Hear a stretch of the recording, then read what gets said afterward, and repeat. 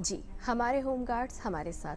तो विजय सर, हम पहले आपसे ये जानना चाहेंगे कि हमने जैसे अभी शुरुआत में बात की कि ट्रैफ़िक्स में हम देखते हैं, मेले का आयोजन होता है, वहाँ देखते हैं। ऐसे हमारे आस-पास कई जगह पर हम अपने होम गार्ड्स को देखते हैं। लेकिन यहाँ पर सबसे पहले ये जानना बेहद ज़रूरी हो जाता है कि होम गार्ड्स की स्थापना किस उद्देश्य के साथ की गई? देखिए, होम गार्ड्स की स्थापना की बात करें तो ये 1962 में इंडो चाइना वॉर के बाद उसकी पृष्ठभूमि में किया गया। जी।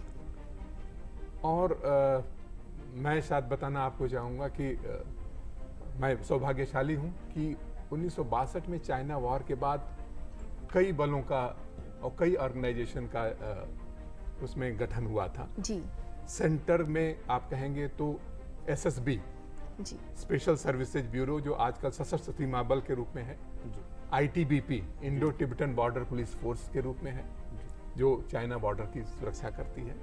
और होमगार्ड्स पूरे देश में बनाए गए थे। जहाँ तक उद्देश्य की बात आप कह रहे थे, तो वो जब इंडो चाइना वॉर हुआ था तो परेशानी ये हुई थी कि चाइना का ऑक्यूपेशन कई जगह पर हुआ था। तो उसमें लोगों को, जो आम जनता थी, वो रेसिस्ट नहीं कर पा रही थी ऑक्यूपेशन को। उसको ध्यान में रखते हुए ये कोशिश की गई कि कम से कम जब भी परेशानियां आती हैं तो फोर्स तो सीमा पर लड़ता है, यहाँ पर जो आम जनता होती है उसको भी कई बार कई मुसीबतों का सामना करना पड़ता है, जिसके लिए वो ट्रेन नहीं होती है। तो यहाँ पर वॉलंटियर्स की जरूरत होती है, जो कि एक तो अस्त्र शस्त्र में भी उनकी थोड़ी बहुत जानकारी हो और बहुत सारे आपात स्थितियों का भी सामना कर सके। जी।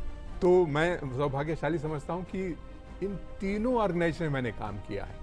एसएसबी में भी काम किया मैंने, आईटीबीपी में भी काम किया, और आज के डेट में मैं होमगार्ड्स विभाग उत्तर प्रदेश का मुखिया हूँ। जी। तो ये एक बहुत बड़ा कंसेप्ट है, और आम जनता के साथ जुड़ने में, शांति सुरक्षा के साथ आपात स्थितियों में, जैसे फेमीन में है, कुंभ के मेले में है, बहुत सारे जगहों पर आज हम काम